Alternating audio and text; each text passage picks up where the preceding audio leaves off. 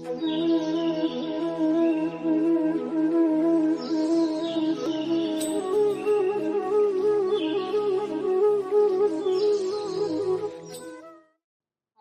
வணக்கம். அடுத்ததா நம்ம பார்க்க போற கதை என்ன அப்படின்னா, இந்த கதையோட பேர் வந்து முட்டாள். என்னன்னா, ஒரு கிராமத்துல ஒரு முட்டாள் இருக்காரு. இவர் இந்த கிராமத்து மக்கள் எப்படி பாக்குறாங்கன்னா, இவர் ஒரு வேடிக்கை, அவங்களுக்கான ஒரு வேடிக்கை, பொழுதுபோக்கு, விளையாட்டு பொருளா தான் பாக்குறாங்க இவங்க. உடனே இவர் அப்படியே அவரும் எல்லாருக்கும் அப்படித்தான் பயன்படுறாரு. இப்படி போயிட்டு இருக்கும்போது ஒரு கிராமத்துல இருக்க ஒருத்தர் வீட்டுக்கு ஒரு நண்பர் ஒருத்தர் வர்றாரு. உடனே இவர் என்ன பண்றாருன்னா, அந்த நண்பரை கூப்பிட்டு சொல்றாரு, இவர் தான் எங்க கிராமத்தோட முட்டாள், இவர் தான் எங்களுக்கு பொழுதுபோக்கு, ஏன்னா நீங்களும் பேசி பாருங்க, நல்ல பொழுதுபோக்கு கிடைக்கும் உங்களுக்கு அப்படின்னு சொல்றாரு.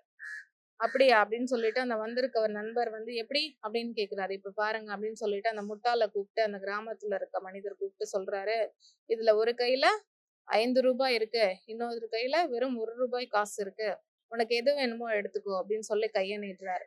உடனே இவர் என்ன பண்றாருன்னா, இந்த முட்டாள்னு எல்லாராலையும் சொல்லப்படுறவர் என்ன பண்றாருன்னா, 1 ரூபாய் இருக்கு அப்படின்னு சொல்லிட்டு அந்த 1 ரூபாய் எடுத்துக்கிறாரு. பாத்தீங்களா நான் சொல்லல அப்படின்னு கேக்குறாரு. உடனே வந்த நண்பரும் சொல்றாரு, அட ஆமா அப்படின்னு சொல்லிட்டு இந்த நண்பருக்கும் கொஞ்சம் ஆசை வந்துருச்சு, இந்த முட்டாளோட நம்ம விளையாண்டு பார்க்கலாம் அப்படின்னு. உடனே இந்த நண்பர் என்ன பண்றாருன்னா, தன்னோட கையில போட்டிருக்க வைர மோதிரத்தை கழட்டி ஒரு கையில வச்சுட்டு, இன்னொரு கையில 1 ரூபாய் காசை வச்சுட்டு கையை நீட்டுறாரு. நீ எது வேணுமோ எடுத்துக்கோ அப்படின்னு சொல்லி, இது வைர மோதிரம், இது 1 ரூபாய் அப்படின்னா, அட 1 ரூபாய் அப்படின்னு சொல்லிட்டு அவர் அந்த முட்டாள்னு சொல்றவர் மறுபடியும் 1 ரூபாய் எடுத்துக்கிறார். உடனே சொல்றாரு, அந்த கிராமத்துல இருக்கவர் சொல்றாரு, நீங்க இவரோட கொஞ்சம் பேசிட்டு இருங்க, பொழுது போகும், எனக்கு ஒரு சின்ன வேலை இருக்கு, முடிச்சுட்டு வரேன் அப்படின்னு சொல்லிட்டு அந்த கிராமத்து மனிதர் அந்த வேலையை பார்க்க போறார். உடனே இந்த நண்பர் கேக்குறாரு, வந்த நண்பர், ஏன்பா எல்லாரும் உனக்கே தெரியாதா வைர மோதிரம் எவ்வளவு விலை மதிப்பு இல்லாததோ, அதை விட்டுட்டு 1 ரூபாய் எடுத்திருக்கு அப்படின்னு.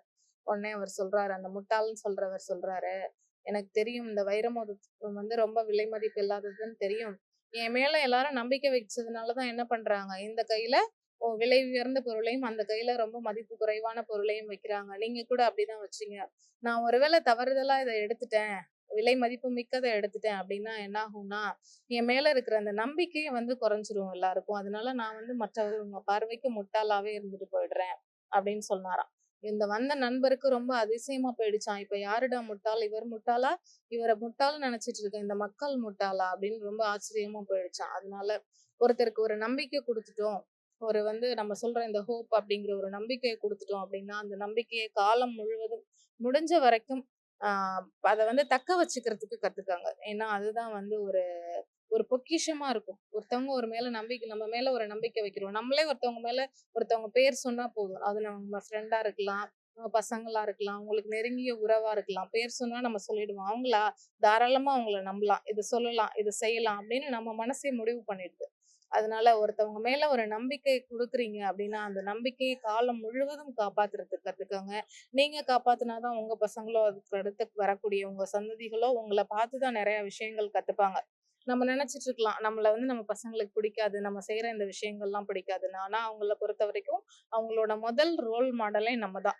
நம்ம எப்படி சாப்பிடுறோம், எப்படி ட்ரெஸ் பண்றோம், எப்படி பேசுறோம், யார் கூட எந்த விதமா பழகுறோம், யாருக்கு எதுல சாப்பிட கொடுக்குறோம், ஒருத்தவங்கள பார்த்தா கை குலுக்கி பேசுறோமா, கை வணங்கி பேசுறோமா, என்ன மாதிரியான வார்த்தை பயன்படுத்தி பேசுறோம், எல்லாமே வந்து நம்மள பார்த்துதான் அச்சு பிசகாம பயன்படுத்துவாங்க. அதனால ஒருத்தவங்களுக்கு கொடுக்குற இந்த நம்பிக்கை அப்படிங்கிறத ரொம்ப ரொம்ப பத்திரமா பார்த்துக்கோங்க. அது ரொம்ப வாழ்க்கைக்கு ரொம்ப அவசியமானது. மீண்டும் ஒரு கதையோட சந்திப்போம். நன்றி, வணக்கம்.